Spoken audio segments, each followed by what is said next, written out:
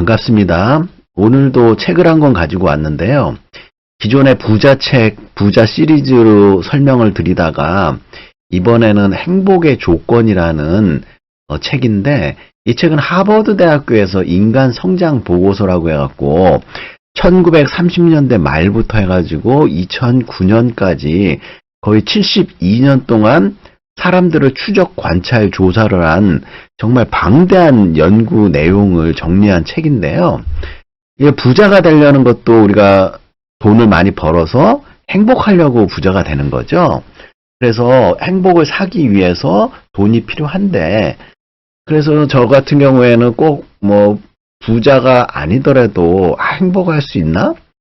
그런 생각이 좀 들더라고요. 그래서 행복에 관련된 책들은 어떻게 얘기하고 있는지, 그래서 검색하다 보니까 이 행복의 조건이라는 책이 방대한 인간 성장 보고서를 설명을 했고, 우리 학생들 중에도 제가 이제 독후감으로 이렇게 여러 가지를 추천을 하는데, 그 중에서도 이 책을 예전에 이제 독후감으로 제출해갖고 받은 내용도 약간 학생이 어떤 관점에서 보는지 약간 설명 좀 드리고, 목차 중심으로 핵심만 좀 설명을 드릴게요. 이게 72년이나 된 방대한 연구 내용을 정리한 건데, 여기 보시면은 하버드 대학교 연구팀이 268명의 삶을 72년간 추적 관찰해갖고 여러 가지 질문을 하면서 과연 누가 얼마나 어떻게 행복한가 내용을 설명하고 있는데요. 이 글을 감수한 이시영 선생님은 여기 정신과 의사시잖아요. 이분을 제가 이제 박사과정 때 불확실한 시대의 결단이라는 책을 읽고 이분을 되게 존경하고 용기를 또 많이 얻었었거든요. 그래서 이시영 선생님께서 감수를 했기 때문에 또 믿고 볼 수 있는 그런 책이다 이런 생각이 들고요.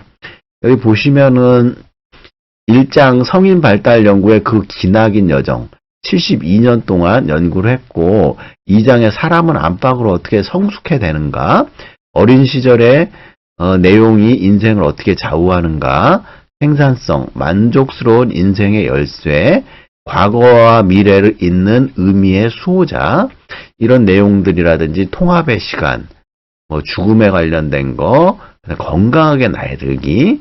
그래서 우리가 이제 주로 핵심적으로 봐야 될 게 건강하게 나이 드는 건 어떤 건지, 행복하고 건강한 삶이란 무엇인지, 삶을 즐기는 놀이와 창조의 비밀, 나이가 들수록 우리가 더 지혜로워지는가에 대한 의문점에 대한 답, 영성과 종교, 그리고 노년, 세월이 흐르면 사람도 변하는가, 그 다음에 또다시 행복의 조건을 물어본다 해갖고 총 12챕터로 이루어져 있는데, 제목만 보더라도 되게 흥미로울 것 같지 않나요? 그래서 여기에 있는 것 중에서 특히 건강하게 나이 들기라든지 우리가 필요한 거라든지 그런 거에 대해서 좀 생각을 해볼 필요가 있는데, 제가 학부생 행복의 조건에 관련돼 가지고 독후감을 냈던 거 파워포인트 5페이지를 받았는데, 뒷부분에는 본인의 의견이나 생각을 제시한 것도 있는데, 슬라이드 한 2개 정도 보면은 정리를 이 학생이 아주 잘했더라고요. 프라이버시 때문에 이름은 내가 설명을 안 하고, 인간은 죽는 순간까지 계속 성장하고 성장해야 된다. 그리고 성인의 발달 보면은 기본적으로 정체성이 확립이 되면서 상호 관계에서 친밀감, 직업의 안정성, 그다음에 생산성 높고 의미의 수호자, 통합의 단계로 연속적으로 성장을 해 나가고 있는데, 중요한 거는 건강한 노화를 우리가 맞아야 되는데 신체와 정신이 모두 건강을 해야 되고요. 건강한 노년을 맞기 위해서는 7가지가 이제 중요한데, 금연해라, 그다음에 성숙한 방어 기제를 가져라, 그다음에 절주, 규칙적인 운동 및 적정 체중의 유지, 안정적인 행복한 가정, 그리고 교육 연수, 이 7가지가 중요하니까 이걸 보면 우리가 금주금연을 해야 되고요.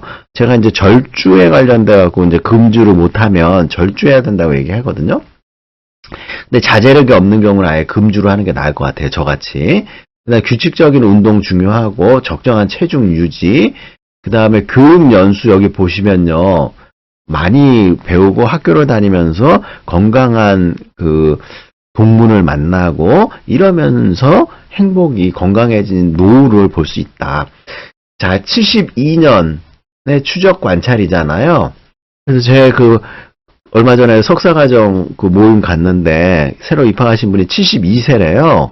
그러면서도 공부를 하면서 굉장히 젊어지고 행복해지고 젊은 사람과의 교류를 하면서 우리가 건강한 노년을 맞이할 수 있기 때문에 나이 많은 연세에도 석사과정을 지나가는 게 되게 존경스럽고 인생을 허투루 안 살고 노년에도 더 좋은 결과를 맺기 위해서 공부를 한다 이렇게 말씀하셨는데 참 배울 점이 많고 제가 또 저는 빨리 학위를 받았잖아요. 그러니까는 젊어서 이렇게 미리 해놓는 것도 참 잘했다는 생각이 들고 앞으로도 뭐 죽을 때까지 공부는 해야겠지만 이 7가지로 우리가 생각을 해볼 필요가 있고 품이 있는 노화 해갖고 늙는다는 사실을 잊는 것.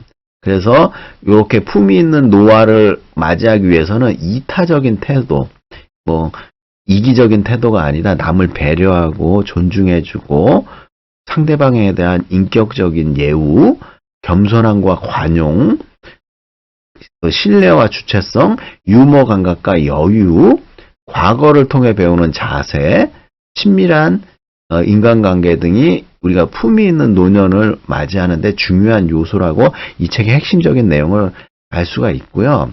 그 다음에 유머 감각과 여유는 정말 노력하고 해야지 이렇게 쌓이는 것 같아요. 근데 서양 사람들은 유머 감각이 굉장히 많은 것 같아요. 버스 기사 아저씨도 그렇고 마트에 있는 점원 일하는 아주머니도 그렇고 뭔 일이 있으면은 좀 유머롭게 대처하시는 것 같아요. 그래서 이런 걸 가졌을 때 우리가 품이 있는 노화를 맞이할 수 있다.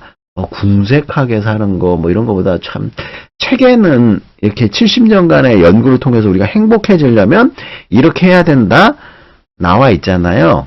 근데 그럼에도 불구하고 이렇게 안 되는 참 각박한 요인은 뭔가 그런 것도 좀 생각해 보고 책을 읽을 때만큼은 여기에 빠져들고 몰입을 하게 되면은 얻는 것도 굉장히 많고 배울 점도 많아가지고 제가 정말 부자가 되려면 여러분들한테 강조하고 싶은 게 책을 많이 읽고 책에 투자하는 시간만큼은 행복한 것 같아요.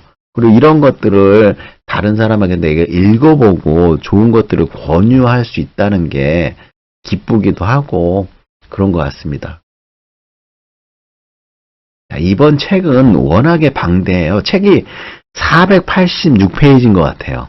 엄청나게 두껍고 페이지가 많은데 그래서 이런 것들을 보면서 우리가 좀 더 지식의 확장이라든지 행복할 수 있는 조건은 뭔지 앞에 7가지 얘기했고 품위 있게 늙는 거 행복을 위한 조건 7가지 보시면서 여러분들이 좀 행복한 생활을 했으면 좋겠습니다.